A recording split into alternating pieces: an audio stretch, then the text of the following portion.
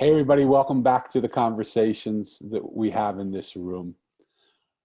I used to think that this room was special. I used to think that magic happened in this room. But then I sat and I realized this room, devoid of the people who come into this room, is just a blank space. There's nothing here without the people that come in. So there's nothing magical about this room. What's magical is what happens in this room.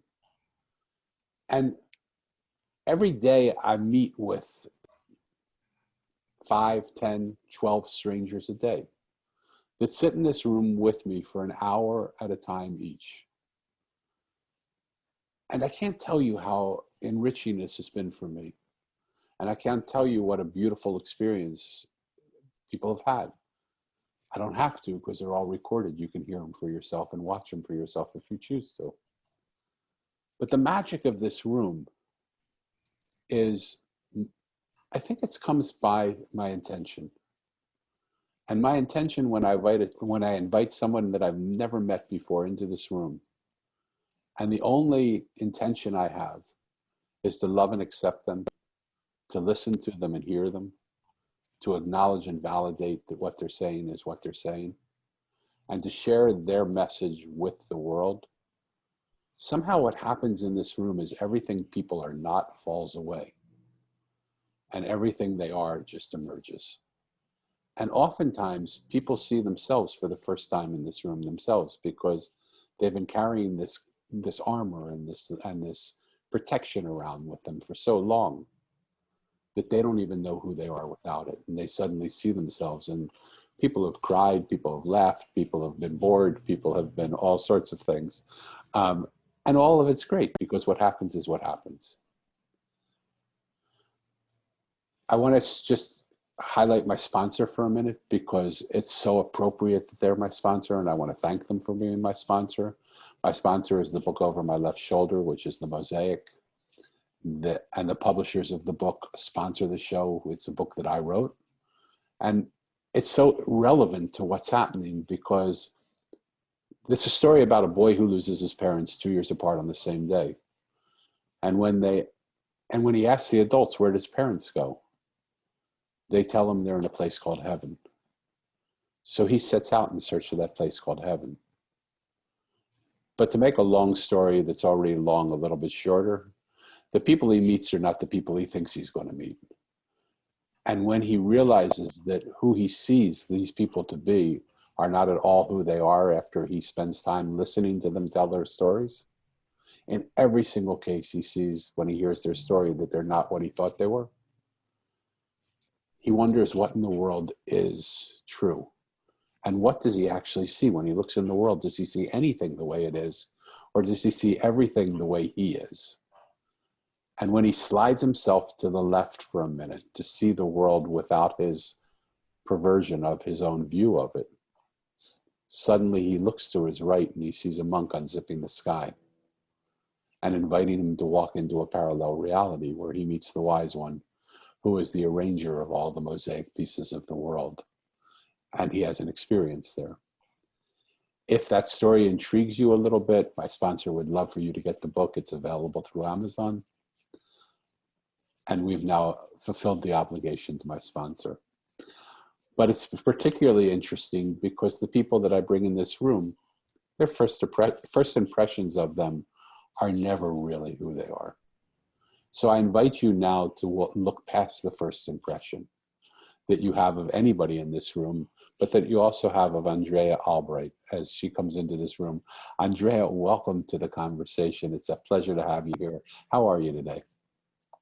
Hello, Danny. I am doing fantastic, even better after that introduction. Thank you for having me.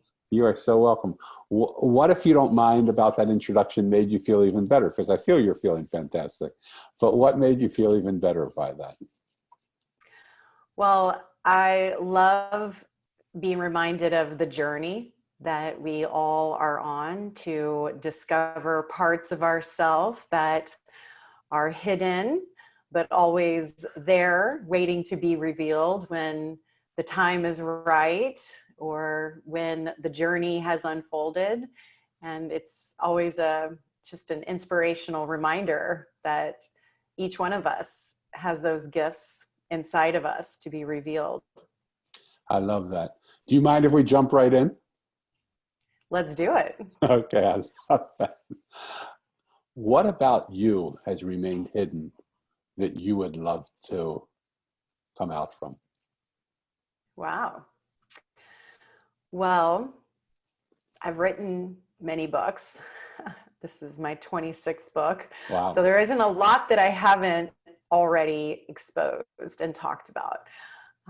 What I do want people to know that I have in many ways tried to run from pain by achieving things throughout my life. I thought that achievement would make pain and trauma from my childhood go away. And it was an obsessive chasing.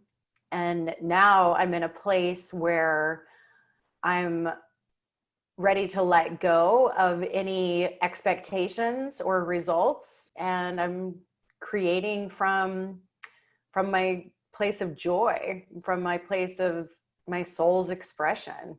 And the ironic thing about it is that I'm, quote, achieving more than I ever did when I was chasing it and trying to fill a void inside of myself. So I want to bring the listener in here for a moment and just hear what Andrea just said. And as we're speaking and as we're talking and we're listening to each other, I want to make sure you, the listener, are really listening and hearing also. Look how long it took Andrea to be vulnerable and open with me and to accept that. I told her before we came in, if I ask her a question she doesn't want to answer, she doesn't have to. But I didn't know her 5 minutes ago.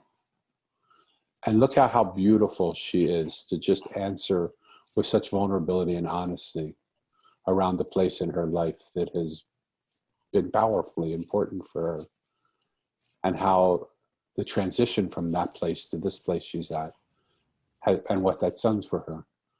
What are those places in your life where you hide from your pain? Where do you go to do it? And what would happen if you didn't hide from your pain, but just accepted yourself and even listen to your pain and listen to what it was trying to tell you?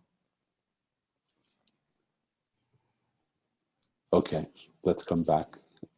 Andrea, thank you for being that open and that vulnerable. What is it, if you can, if we can dive into that moment, because it sounds, we've heard it all said before, and all of us know the story of when you run and you run and you run and you try and get away from your pain and you try and find these things that cause that pain, and by doing other things that make you feel good about yourself, that when you stop that running and you just go and experience the joy of who you are, that somehow that builds your life for you too. But I bet there's some people who have done that process but are not feeling the result of that you're feeling, that they say, okay, I accept myself and I love myself, but they're not getting the tremendous success that you're getting. Can you identify for us, if you can, what you do, what you've done, or what happened for you in that moment that allowed you to be yourself and have what you were running after without having to run after it, but just to sit there and allow it to come to you? Yes. Well, I have been an entrepreneur for 16 years. And so I have been on the journey of creating businesses and developing my own success. And I had a lot of ambition and always struggled in relationships because it was difficult to find men who would understand that ambition and without putting me in a box. So I'd kind of given up on love, but when I was 35, I met someone who I thought checked all the boxes because we were both entrepreneurs and we actually met at an internet marketing conference and we had all these things in common. And we were friends and colleagues for 5 years before we ever even went out on a date. And so I thought, okay, check, check, check. This is great. And when he asked me to marry him, I said yes. And we had this whirlwind fairy tale romance. And we were very successful as far as building our businesses, growing. We had this beautiful 5-story mansion in Malibu. And I remember actually thinking, wow, I've achieved all of my dreams, all of my goals in life. I have everything I've ever wanted. And everyone would think of us as this power couple. Well, I ended up getting the cover of a magazine, and it was the #1 fitness magazine in the world. And it was a big deal to be on the cover and to be a global thought leader.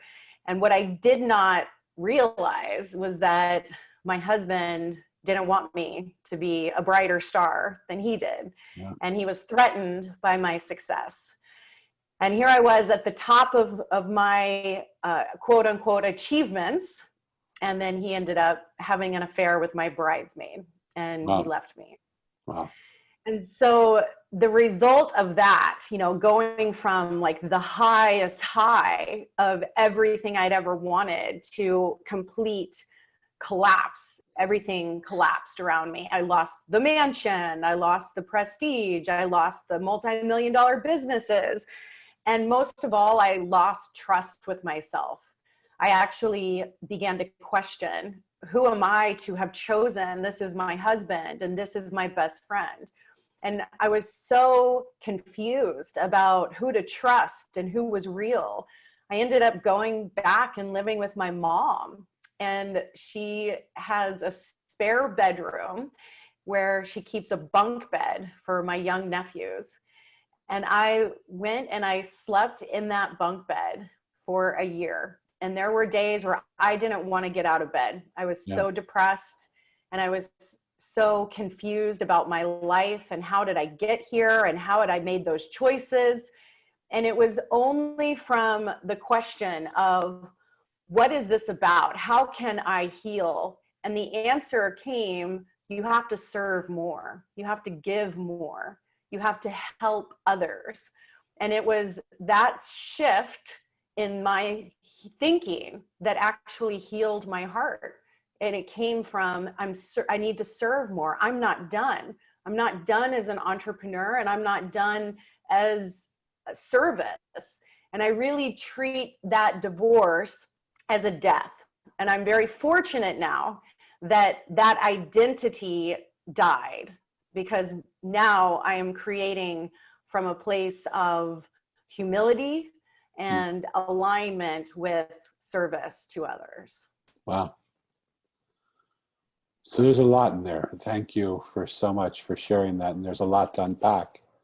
And as you, again, listener, I just want to make sure you're still here. As you're listening to this story, what are you hearing?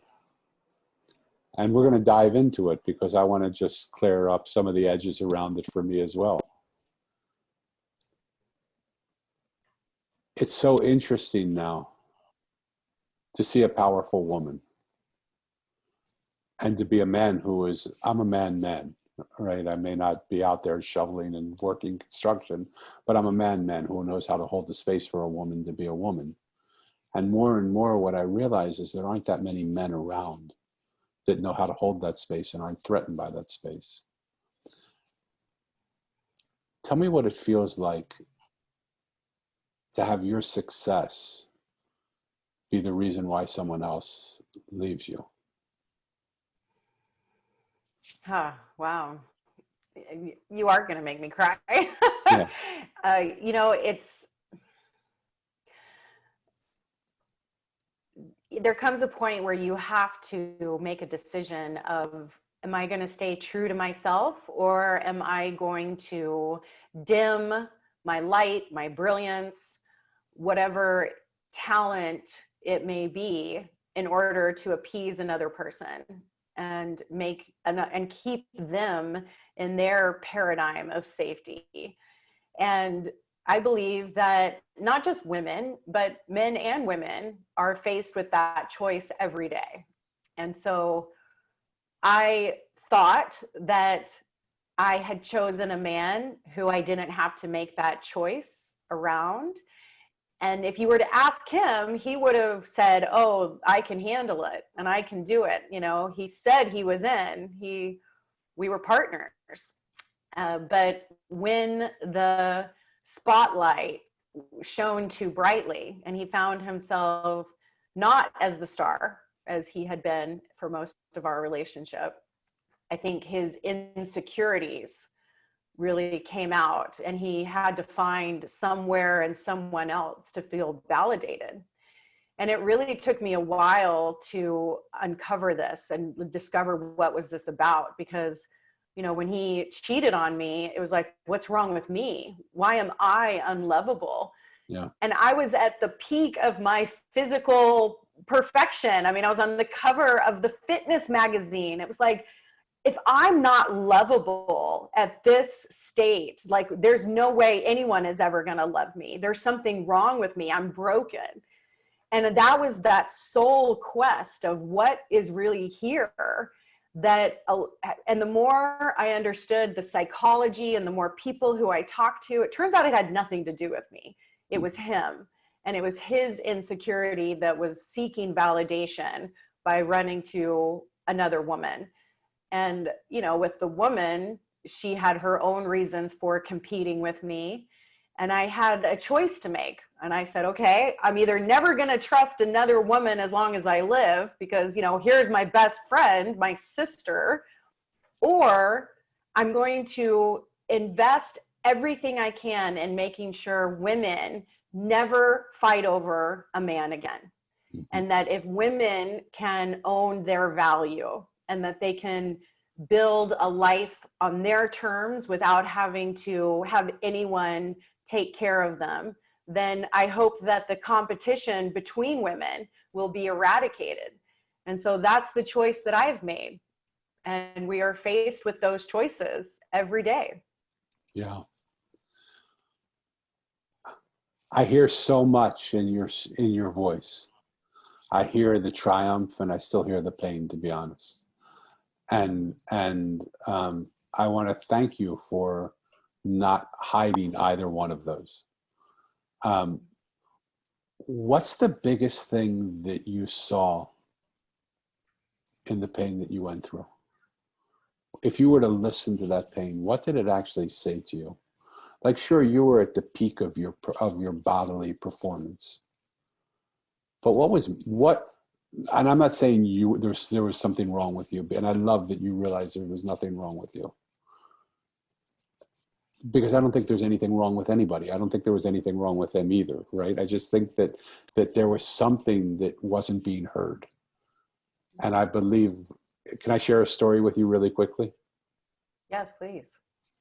I have the honor of having a developmentally delayed daughter who's about to turn 31 years old. She can't speak like you and I are speaking. And so she counts on me to understand her. Wow. And because we're so close and because I love her so much and I'm so connected to her, most of the time I do. But there are times that I don't. And when I don't, she raises her voice, thinking I'm getting older and I probably can't hear her. And maybe that's why I don't understand her. But it's very rarely because it's the volume of her voice. It's because it's the clarity of what she's saying I can't get. So when she now yells it, she's just yelling the same thing I can't understand. And it frustrates her. So she goes and has a tantrum.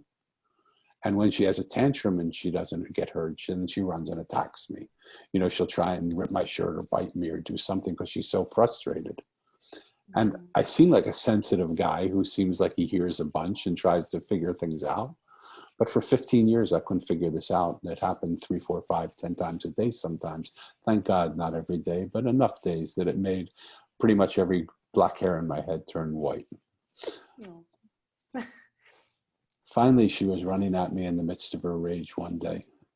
And I looked at her and I said, Elisa, we can't do this anymore. You know I love you more than any person that exists on this earth. You know everything about me wants to understand what you're trying to say. I just don't understand your words. Can you find another way to talk to me that doesn't use your words? Can you communicate with me somehow else? And she stopped. Her rage turned into a big smile on her face.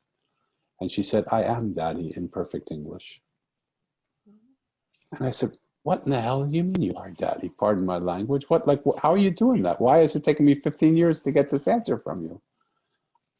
And I said, how are you doing that? And she took her finger and put it to the side of her head.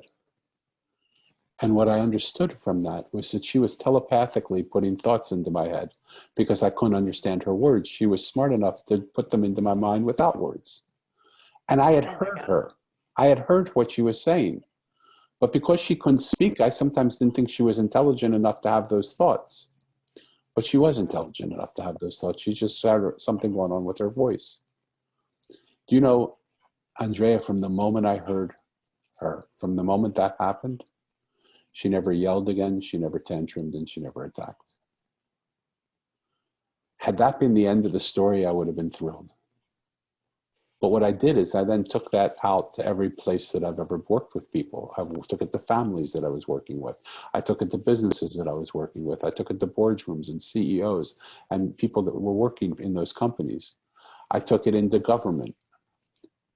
And I saw exactly the same behaviors. When people speak and they don't get listened to, they yell. When they Mm-hmm. yell and they don't get listened to, they create a scene.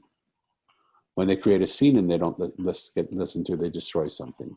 That could be a building, it could be shooting people in a square, it could be ending a marriage, it could be doing something crazy like cheating or doing whatever they do. And if we could just hear what they're saying, we would not have to go through all those things. So it's a long story to introduce a short question. And Absolutely. I apologize that I'm not more brief in my question. What do you think you and your ex-husband were being told that you just didn't hear that had to have it go this way? Mm. Forget about your ex-husband. Let's just talk about you. He's not here. What do you think you were being told that you just weren't able to listen to?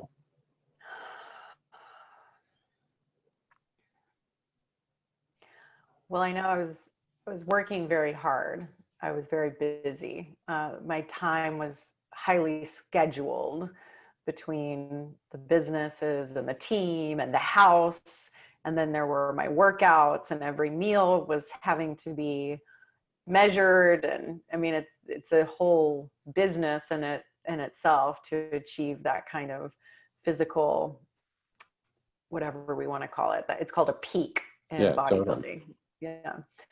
And so I know that there wasn't a lot of time, and I was going for the achievements and looking at, making the most of the time and going for it. I felt like this was the time, and never considering that I wasn't creating the right space for the relationship.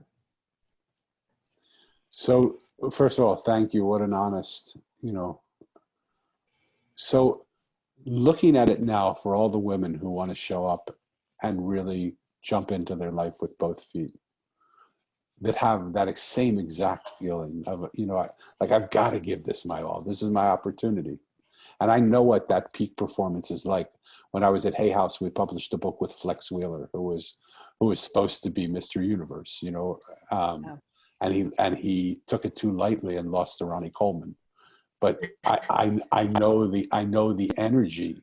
I mean, he was the foregone conclusion, and I know what happened with him, and I know what he did, because in those days I was I was more lean, I was more fit, and he said, I'm going to train with you, and he walked in, and I was in my peak performance, and he said, I'm embarrassed by you. I can't work out with you. I mean, people will think I'm nothing, whether because I'm working with you. I'm working with you. So I know what it takes to do that, but I know what it takes also for a person, a man or a woman, to really jump into their life. So what would you say to a woman who wants that, but doesn't want to lose their marriage, that doesn't want to do it without, to the exclusion of the rest of what's going on in their life? Because I'm sure you didn't think you were losing your marriage. I'm sure you thought, like, I could probably give it more energy, and I know it's taking a lot of energy, but it's for a period of time, and we're doing this together. Mm-hmm. What would you say to that woman who is in that place that you're at, that may be on the edge of losing something she doesn't want to lose, how would she keep that all together? Hmm. Well, I have created more space and time for laughter and connection and just the simple things in life. And I feel that's how we began this interview, with the achievement and the obsession with the achievement, thinking that that was going to somehow fill a hole, but it doesn't, because you just have to keep searching for the next thing. Yeah. And so now, and the humility of losing everything is really what brought me to this space where I'm good in my mom's bunk bed, and like, just to have that kind of freedom of knowing that I don't have to have medals and awards and mansions or even a husband to validate me. It's like, now when the people interact with me and my relationships and my life, it doesn't have to have an end goal or a purpose. It's just really, truly to be grateful for the time and the space that we get to be together.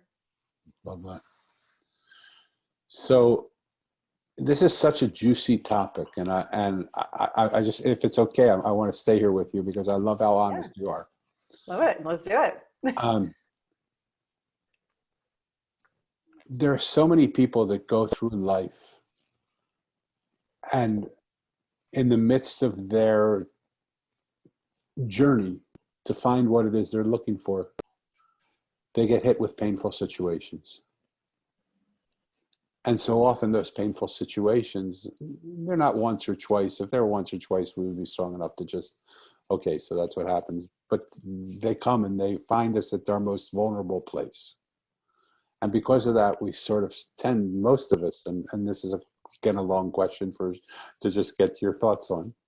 Most of us tend to silo ourselves in a protective wall where we don't allow ourselves to be seen or hurt, because we can only do this for so long until we we can only hit ourselves so long until we put our hand up to protect it, or have someone else hit us so long until we put our hand up to protect us.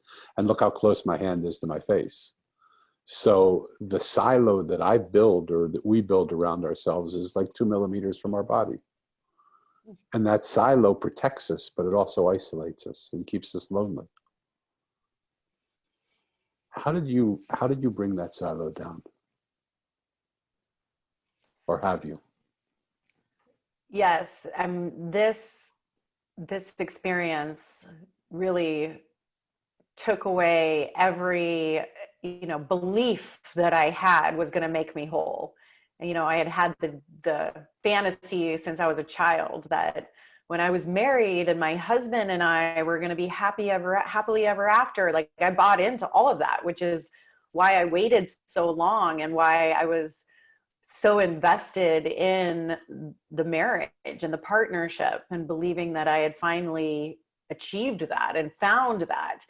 And so when it all came crumbling down, it was like, yes, I was mourning the death of the relationship and the divorce, but really it was the death of the fantasy that I had to struggle with. That was really what I was letting go of. It's like, oh, you mean that didn't do it either? I had it and that didn't work. Yeah. Like, that was the one thing that was supposed to work, that was supposed to make me feel amazing and, like a fairy princess, whatever. And so from this place, it is like, okay, all of that belief was a protection from me doing this work of going deep into my soul, into myself, and saying, what is this about? What is this life about? What am I here for?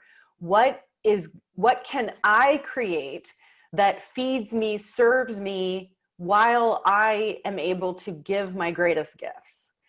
And so had I not had that destruction of all those identities that didn't fulfill me and that didn't lead to a happily ever after, I would never have gone into this place of questioning from, what if this is it? What if I die tomorrow? like, this is it. This is the last day on the planet.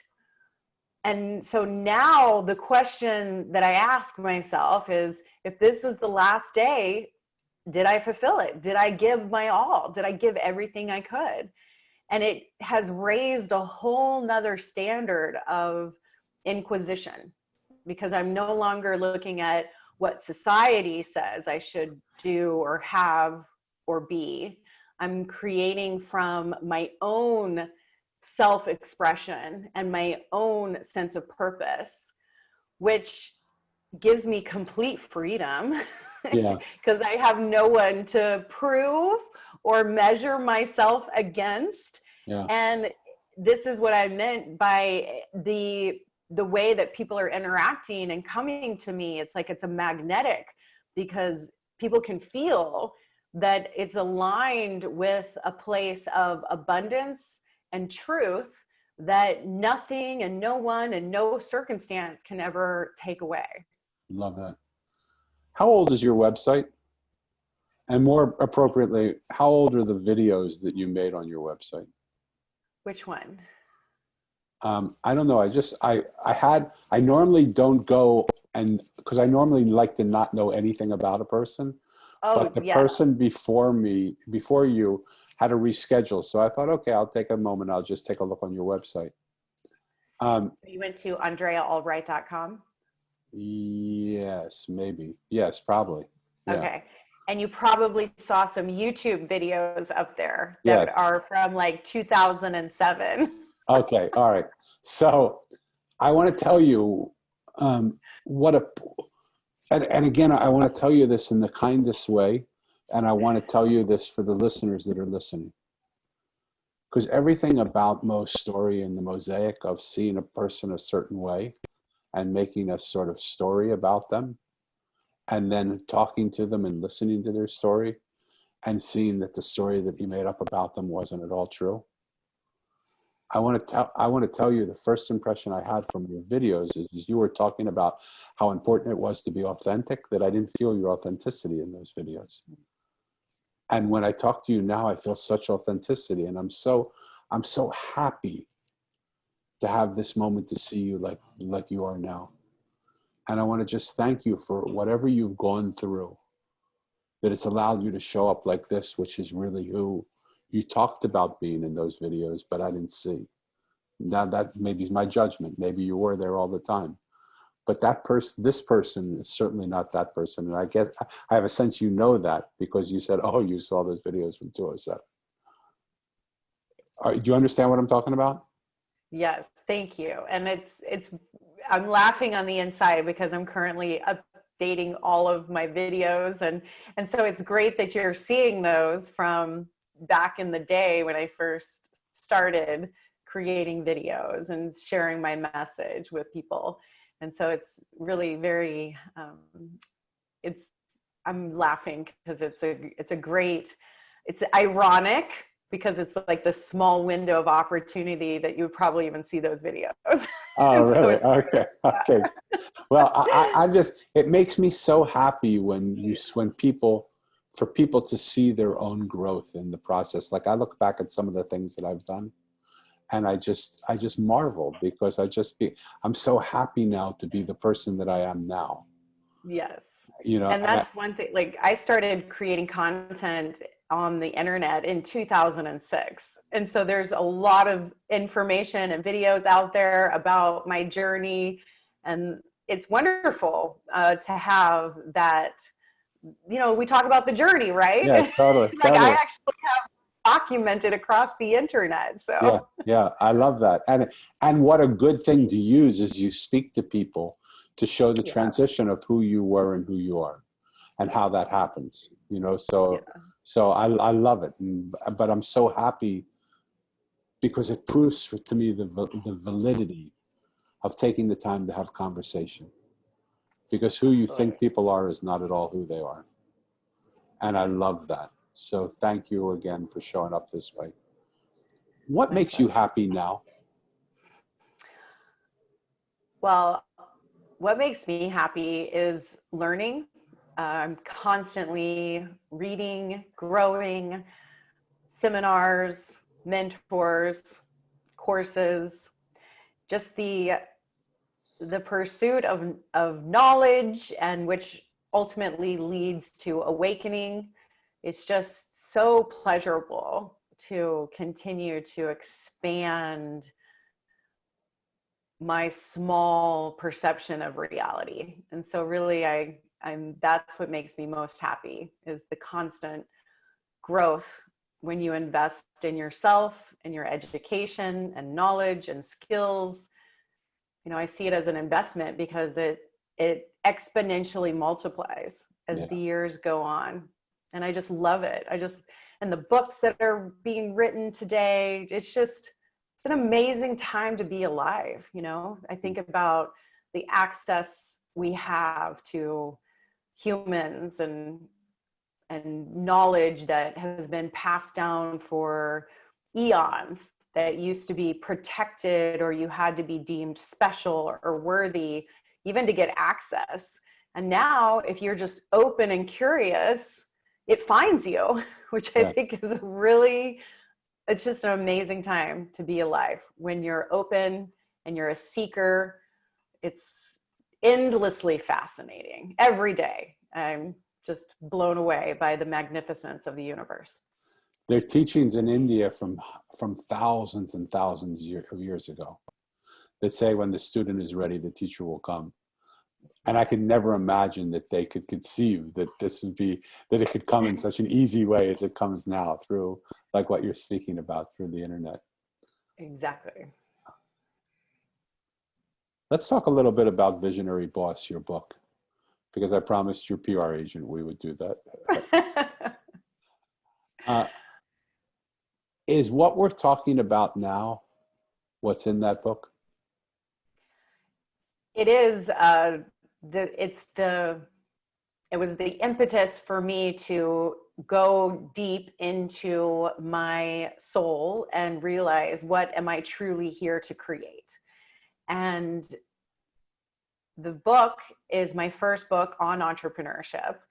And I promised myself that once I had reached a level of, it's not just success and achievement, but I believe that true mastery is when you teach and when you give back.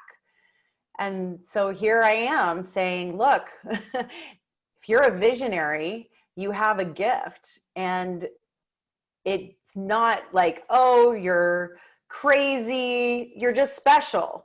And I've had a lot of labels placed on me. I've been very misunderstood throughout my life because I'm a visionary and I can see the future and I see possibilities for humanity and problems and solutions. And I believe that if more visionaries trusted that vision that was coming through them, then all of humanity's problems would be solved, because someone has a solution somewhere.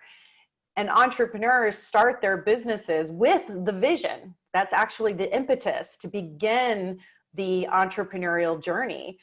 But the fact that 85% of businesses fail within 5 years, you know, what's happening? Well, I believe it's because they lose their vision.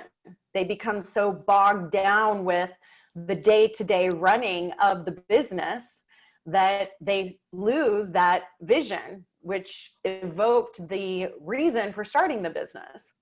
And so I'm here to support other visionaries, because I believe that visionaries are the problem solvers, and that if we had visionaries who were able to express their vision, that all of humanity's problems would be solved.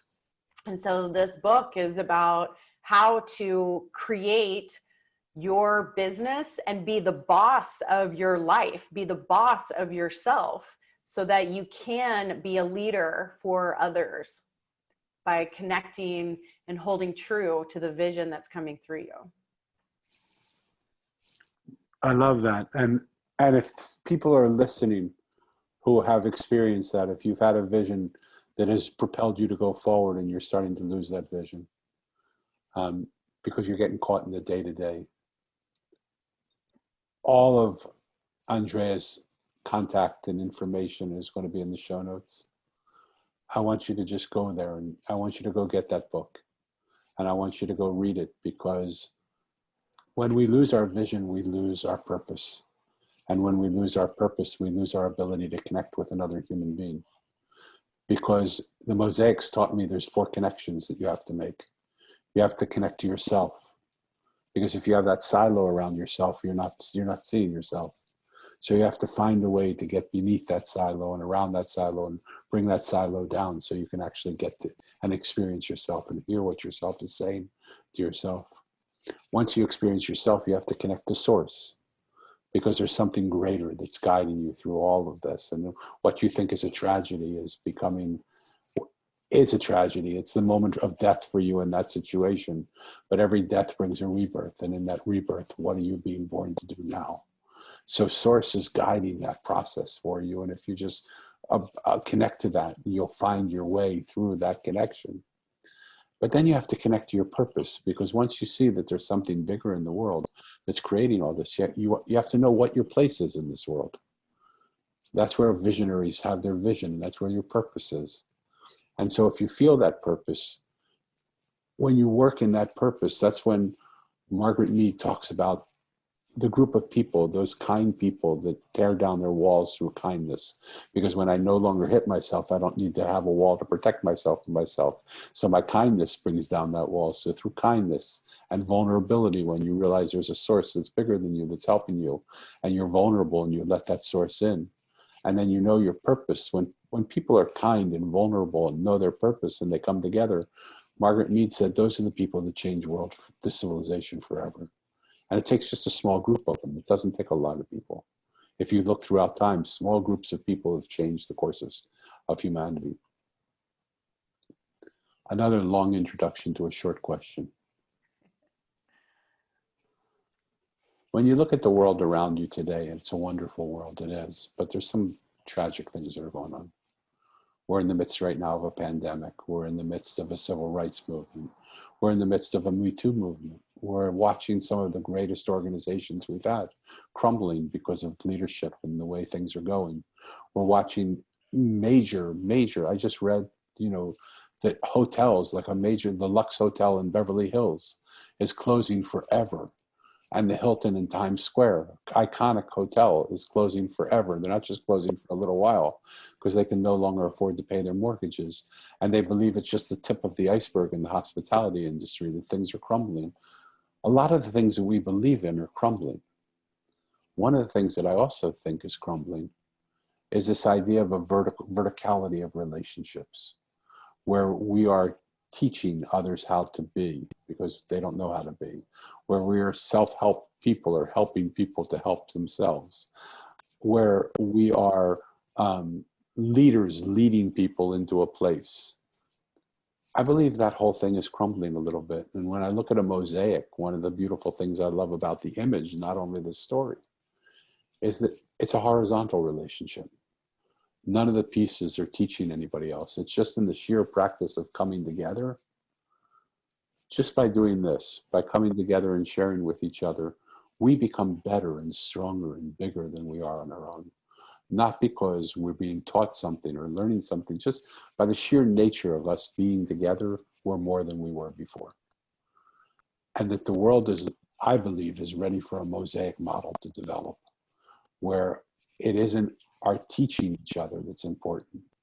It's our holding each other that's important. It's our just coming together and loving each other that's important. And in that, we'll find strength to do the things we need to do together. Your thoughts on all that? That's beautiful. So well said and inspirational. And yes, I don't call it a crisis. I'm just calling it a shift, because this is the shift and it's a paradigm shift. The old paradigms are no longer working.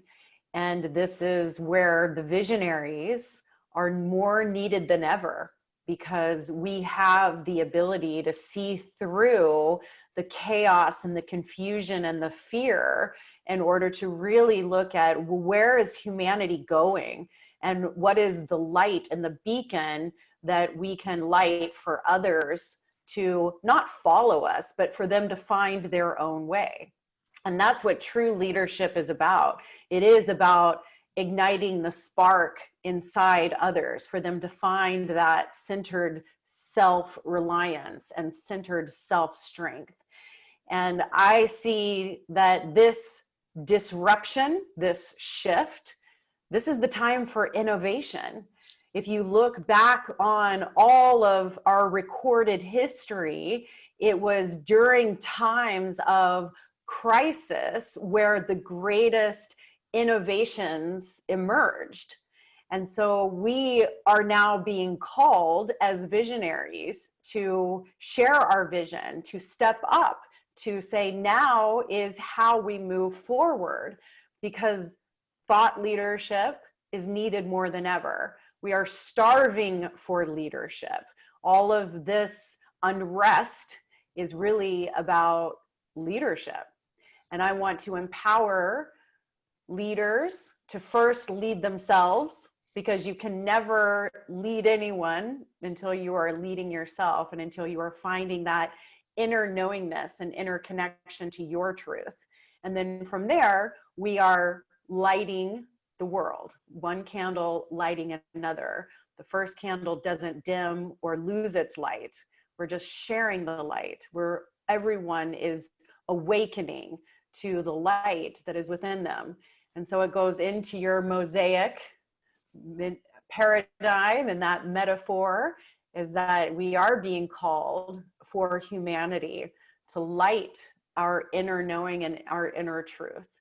And when you choose that path, now you're an inspiration to others. Yeah. I love when a story comes full circle, because listen to what we've just said and think about the situation that we started out talking about, which is when someone's light started to shine and another person felt their light was dimmer. Mm-hmm. But when we have a candle and we light another person with our candle, no one gets dimmer. And so it's just such a beautiful way to sort of bring some closure to sort of everything that we've been talking about, because there's just two perceptual shifts. One way you see my light, for my light to get brighter, yours has to dim. The other is there's enough light in the world for all of us. We can all shine. And how do we make a world where as our light gets brighter, it only gets brighter by lighting your light, because we are connected.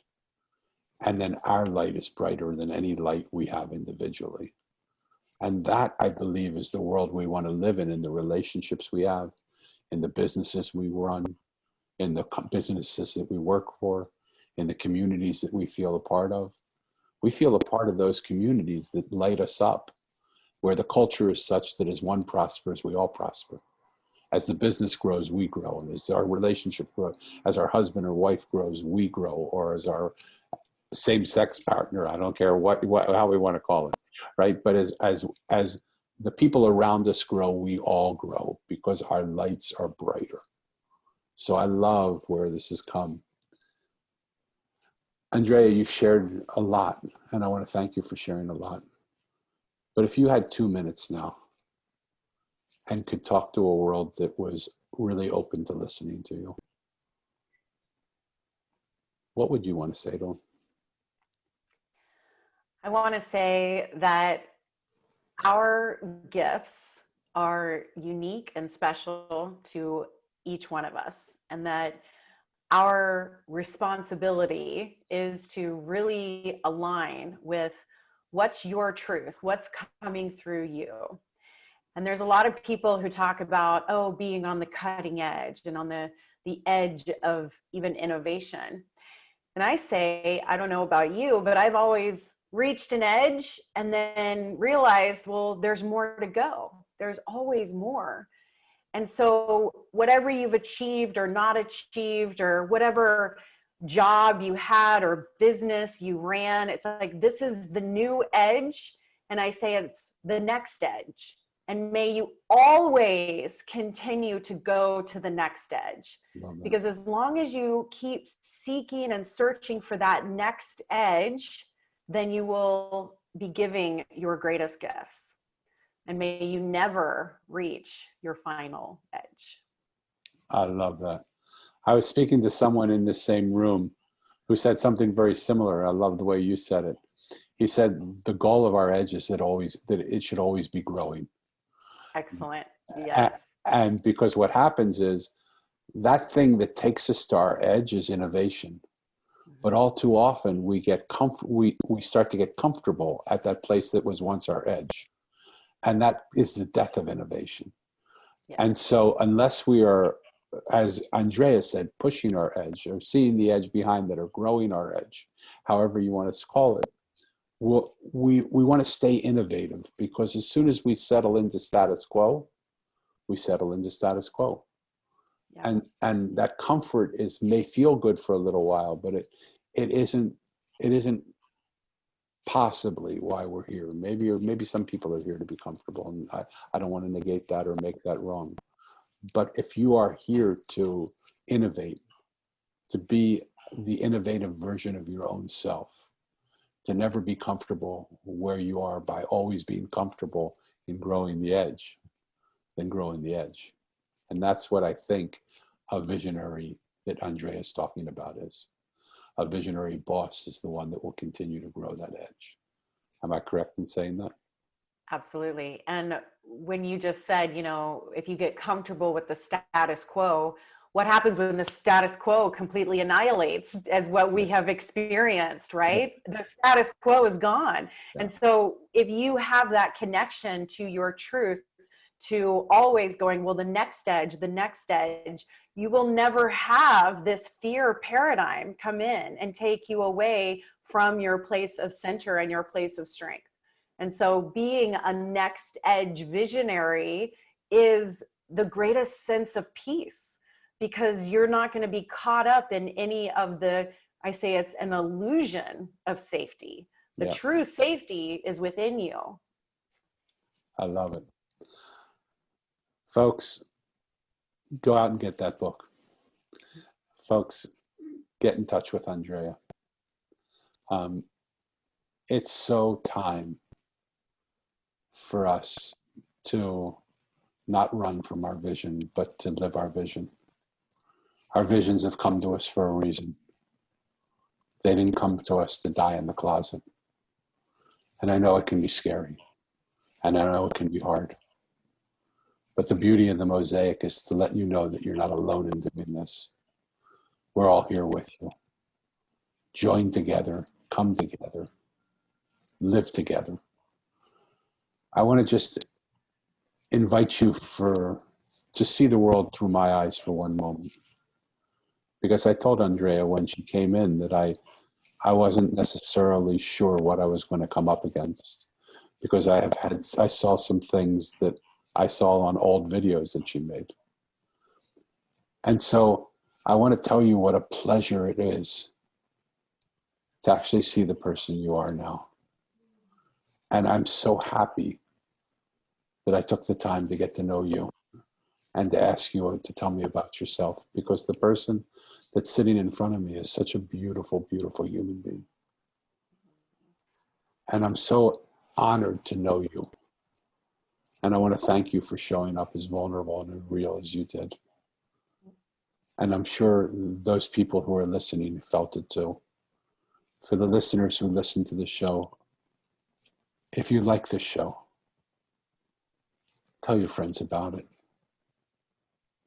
Because that's what happens when we go to a restaurant and we like it. We tell our friends to go to the restaurant. You got to go to the restaurant. Well, when you meet a stranger in this room with me that you like, tell your friends to meet him too. Because there can be nothing more beautiful than two strangers speaking and other strangers listening, get inspired and think, how can we play together? How can we work together? What can we do together? How can they help me? How can I help them? Because when we live in a world of strangers, the world's a strange place. But how long did it take for Andrea and I to become friends? Virtually no time at all. And when we live in a friendly world, when people are our friends, the world becomes a friendly world. And that's the world we want to live in. So again, I want to invite you, like I do every show, to take the risk, to take the challenge. Go out and touch somebody that you haven't met before. Reach out to someone you don't know and just ask them, how you doing? And just listen to them without an agenda. Let your agenda be that you love and accept them, that you listen to them and hear them, that you acknowledge and validate them. And if you have the experience that I have in this room every single day, many times a day, I think what you'll find is strangers become friends really quickly. And what a beautiful world that is to live in. What becomes possible now that you have this friendly base that you can fall in love with and go to. Andrea, we may have already asked this, but I'm not sure if we did. We're going to have all your links and all your your website here. But what's the surefire way to get in touch with you? If you go to my website, andreaalbright.com, there's a free gift and there's videos. There's lots of free resources there and the book as well. Okay, great. So I want to encourage you to do that. Andrea, I want to thank you again for coming. Is there one last thing you want to say before we go? Just thank you so much for having me. This has really been a pleasure. I feel very dropped in, very relaxed, and you're an amazing host. Thank you for having me. It's my complete honor, and I'm only an amazing host because you're an amazing guest. So thank you for being here. Thank you for dropping all the veils that may have come before to show us who you are. Again, folks, between this stranger in this room and the next one that comes, practice kindness, be kind to each other, and be kind to yourself. Love each other, love yourself. Take down the veneer and find what's inside of you.